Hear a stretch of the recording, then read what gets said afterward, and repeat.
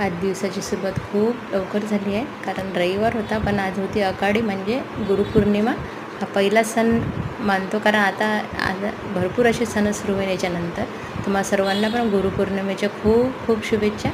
नंतर करायचं होतं मला हार, कारण पूजा करण्यासाठी फुलं हार असला ना तर खूप छान वाटते. आणि आता घरचे फुलं निघतात तर करून घेऊया म्हटलं. आणि अशा कामाला वेळ लागतोच, त्याच्यामुळं दिवसाची सुरुवातसुद्धा लवकर होते, कामं लवकर आटोपतात. म्हणून मी तेच हार करत होती. नंतर पूजा करायची होती. पूजा करायला पण सुद्धा आज वेळच झाला आहे थोडा.